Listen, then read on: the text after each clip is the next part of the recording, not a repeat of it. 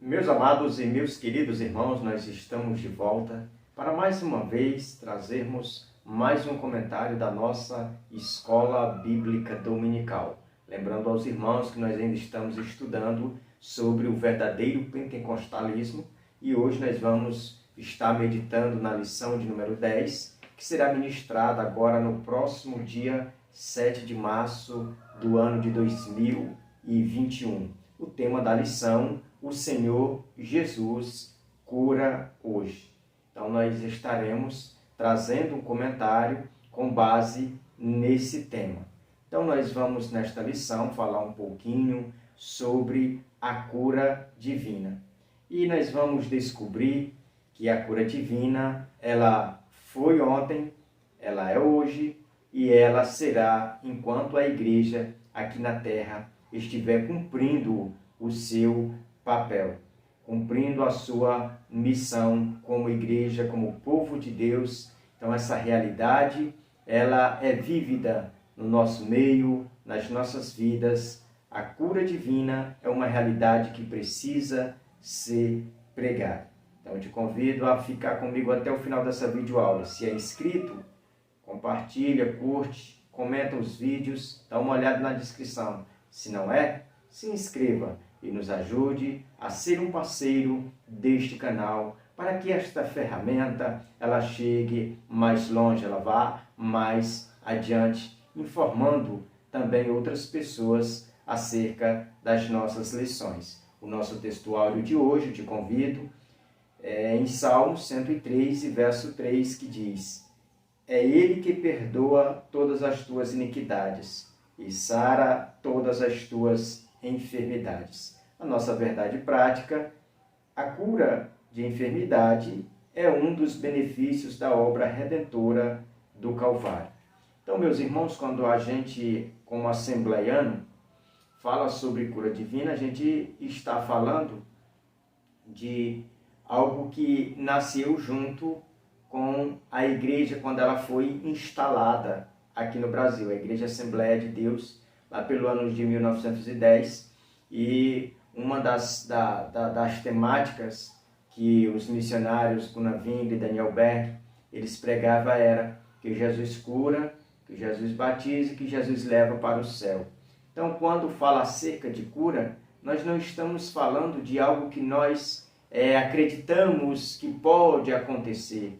Não, nós estamos falando de algo que está entrelaçado nas nossas entranhas espirituais, de algo que nós professamos, acreditamos de que é verdade, e como nós sendo ou fazendo parte dessa geração atual, nós precisamos passar isso para frente, passar esse bastão para frente, acerca deste assunto, acerca da cura divina. A nossa introdução, ela inicia da seguinte forma: assim como Jesus fez no passado, ele deseja atualmente curar e libertar os enfermos e os oprimidos. Ele demonstrou misericórdia e compaixão ao tomar sobre si as nossas enfermidades e dores. O caráter e a compaixão de Jesus permanecem imutáveis na atualidade. Deus é fiel para curar as nossas enfermidades. Então, meus queridos, nós precisamos, antes de adentrarmos, é o primeiro ponto da lição, esclarecermos para todos que estão nos assistir de que a cura divina, ela é uma realidade processada por Jesus. É o Espírito Santo de Deus quem usa. Às vezes, uma voz de autoridade, como a voz de alguém que vai orar por você, ou até mesmo da sua própria fé, ou através de algumas atitudes que você toma, biblicamente, para alcançar esta cura. Então, a cura divina, ela está ligada também ao processo da salvação. Se você olhar para a vida e o ministério de Cristo, você vai ver que Lucas vai dizer que Jesus andava por todas as partes, curando os doentes, fazendo bem a todos. Então, quando nós olhamos para o ministério de Cristo, nós entendemos que o grande foco do seu ministério era a cura. Jesus, ele curou muitos doentes. E a história vai dizer que Jesus, ele chega em determinadas cidades, como por exemplo, a cidade onde ele morava, Cafarnaum, e eram levados ali aos seus pés todos os doentes da cidade para serem curados. E pessoas que às vezes ficavam sabendo que Jesus haveria de passar por alguma aldeia ou alguma cidade, e eles já colocavam ali na entrada, nos portões da cidade, muitos doentes enfileirados, a fim de que Jesus tivesse misericórdia e curasse todos eles. Então não é possível nós desassociarmos cura divina do ministério de Cristo. Da mesma forma, da era apostólica. Houve na era apostólica cura divina. E os apóstolos, eles viveram também dentro dessa temática, impondo as mãos no nome de Jesus e pessoas recebendo a salvação dos pecados e, ao mesmo tempo, recebendo a cura de alguma enfermidade. E nós precisamos entender que, às vezes, como muitos aí fora pregam um evangelho híbrido, um evangelho que parece qualquer coisa menos evangelho, onde diz que um crente ele não pode adoecer, onde diz que um crente ele não pode estar enfermo, e quando nós olhamos para a Bíblia Sagrada, nós entendemos que um crente pode sim adoecer, um crente pode sim ser curado, e que a cura é uma realidade de quem tem fé para ser curado. E que nós, como cristãos, nós precisamos viver o Evangelho na íntegra.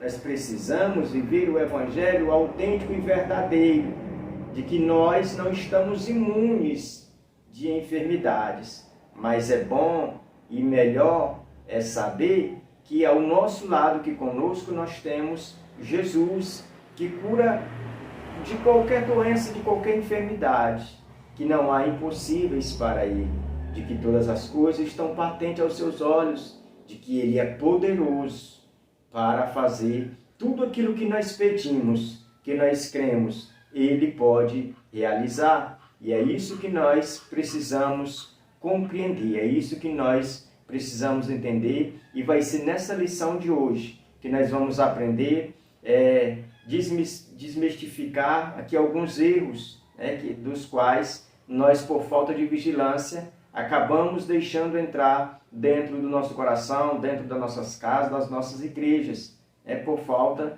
de uma boa aplicação, de um bom, vamos dizer, estudo ou pesquisa acerca do assunto. Mas nesta aula de hoje, nós temos a oportunidade de lançar por terra muitas variações e pensamentos errôneos acerca desse tema.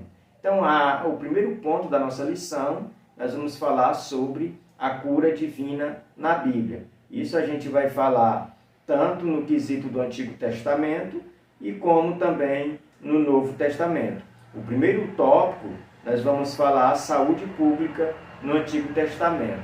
Então, quando se trata de saúde pública no Antigo Testamento, nós precisamos entender que desde do êxodo, ali quando foi formado, toda a nação de Israel, ali quando ela sai do Egito, entra no deserto, Deus escolhe para si uma tribo específica para cuidar das coisas consagradas, que eram os levitas. Então, todos os levitas ali, eles tinham que viver de uma forma diferente. Eles tinham que viver de uma forma dos quais eles vinham demonstrar pureza.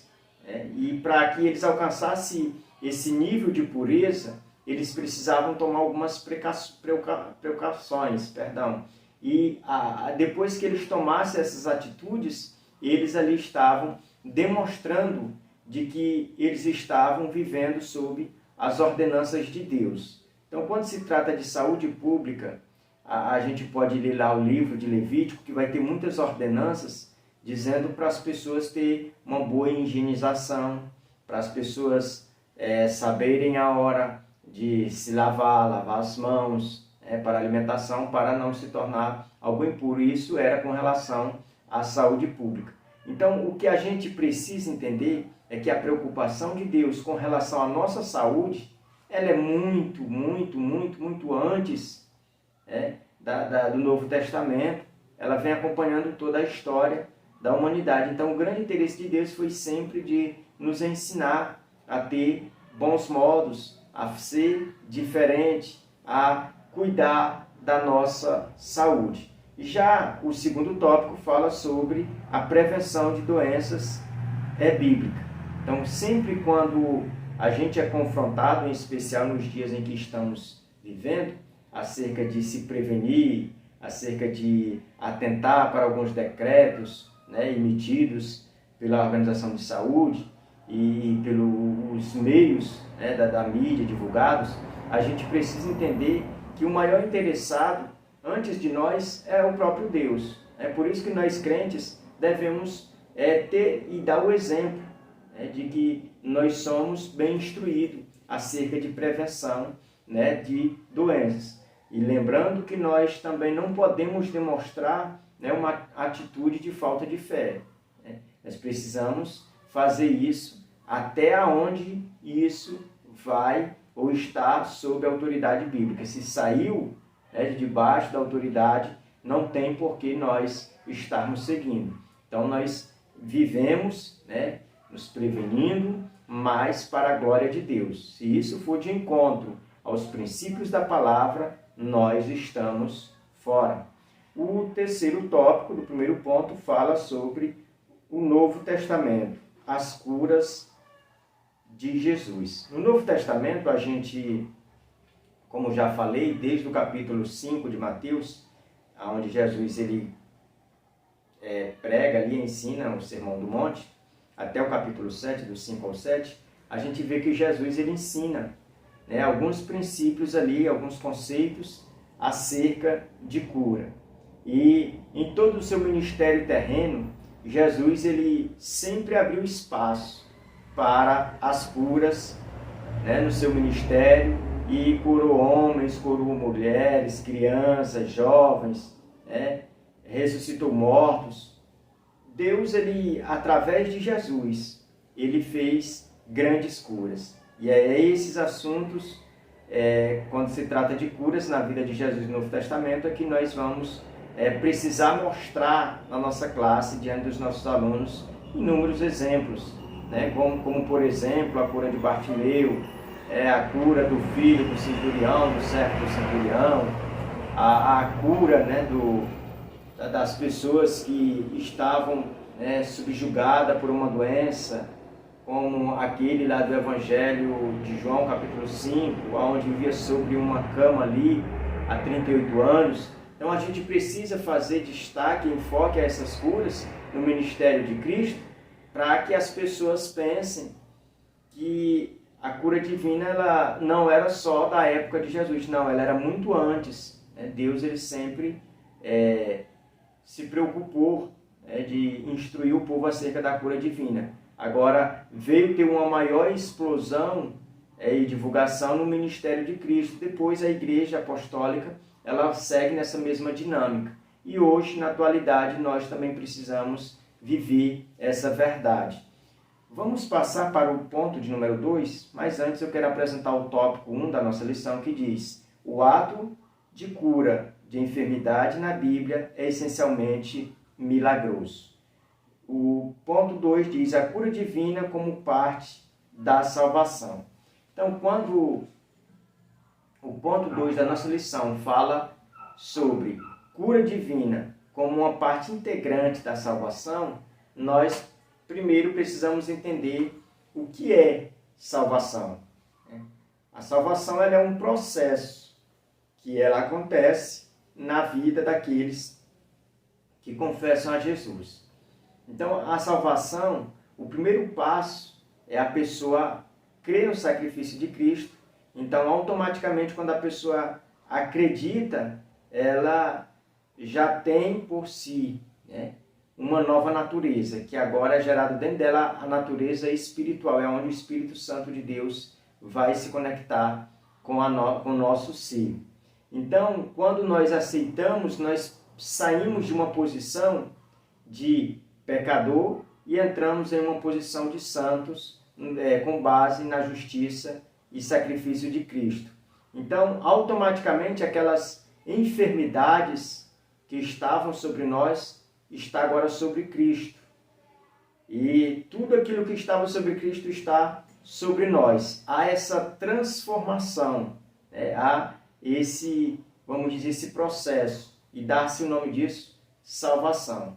Por isso que Isaías diz que ele tomou sobre si as nossas dores e as nossas enfermidades. E quando diz que ele foi moído por todas as nossas transgressões, por tudo aquilo que a gente fez, com relação à salvação. Então, a salvação, ela é esse processo aonde nós, cristãos, passamos de um estado de pecador para santo em Cristo. E lembrando, nós precisamos ainda fazer destaque nesse processo de que a salvação, ela tem a regeneração, é onde é gerado, né, a nova natureza, tem a justificação, é onde é aplacável ali a ira de Deus, ela é, vamos dizer, monetizada, ela é aplacada, né? Deus já não vai mais se irar porque nós somos justificados, somos declarados livres, né, de todo o erro, de toda a culpa, porque aceitamos a Cristo. O terceiro processo é a santificação, que tem duas partes, a posicional e a progressiva. E, por último, vai ter aí a glorificação, que é quando nós tivermos os nossos corpos transformados. Então, nós não podemos perder isso de vista no processo da salvação. O tópico 2 fala sobre a cura divina. A cura divina ela é uma realidade da declaração de fé da Assembleia de Deus. Nós cremos na cura divina. Nós somos chamados para sermos exemplos acerca dessa verdade, de que a cura divina, ela aconteceu e ela continua acontecendo e ela precisa acontecer até a volta de Cristo. Nós não podemos fazer vista grossa para esse assunto, nós não podemos ignorar, mas nós temos que buscar. Se estamos necessitando de viver uma vida reta, justa, santa, nós precisamos nos achegar mais para essa doutrina, onde professa que a cura divina, ela é uma realidade, ela é algo que deve ser pregado e vivido nos nossos dias também. Já o tópico 3, salvação e cura.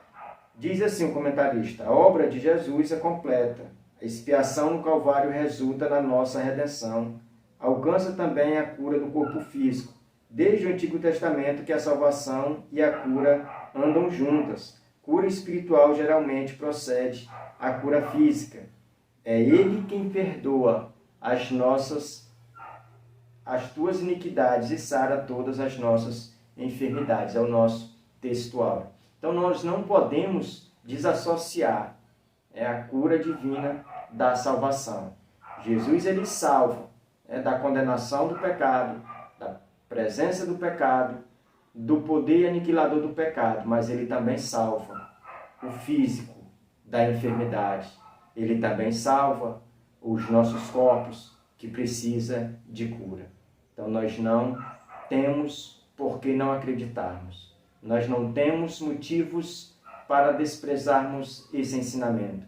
Que nós possamos cada dia viver esse ensinamento acerca de cura e salvação com mais vivacidade nos nossos dias.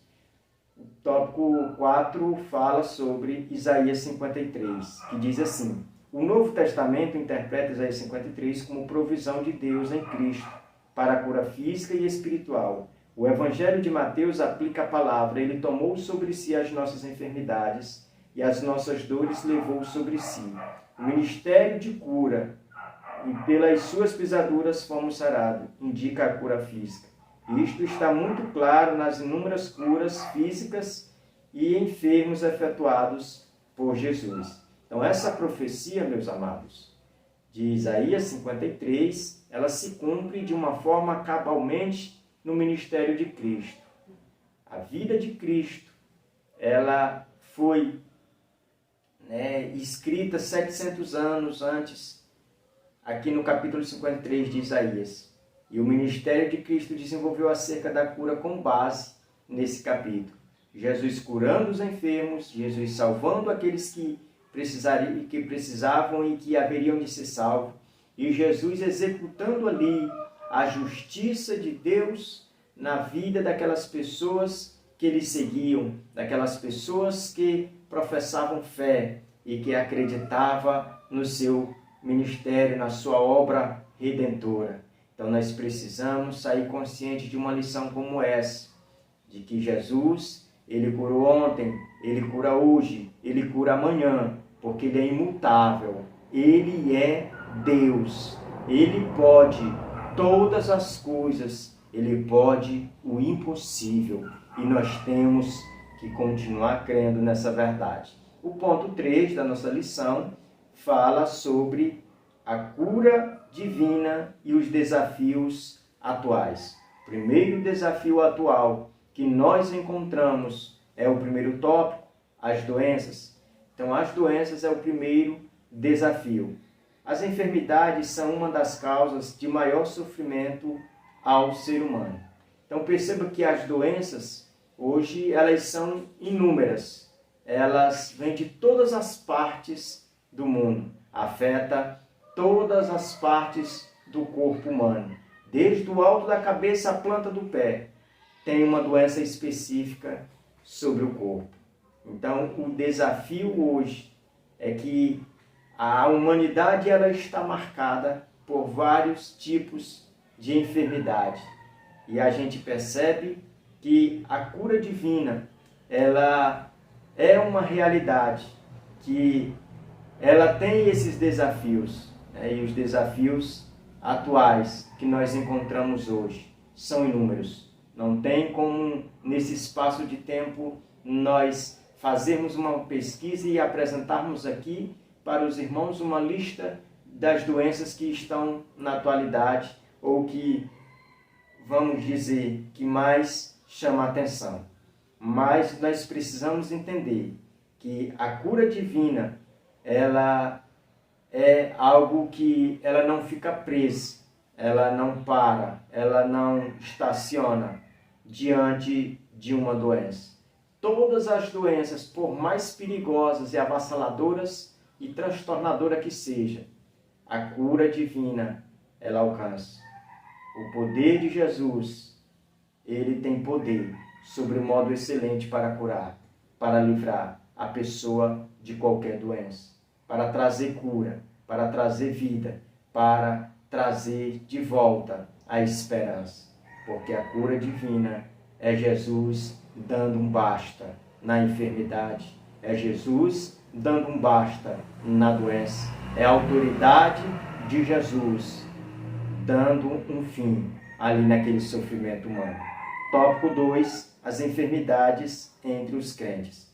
Nós precisamos entender nesse tópico que os crentes, eles podem adoecer, mas tudo para a glória de Deus. Está doente? Glorifica a Deus. Foi curado? Glorifica a Deus.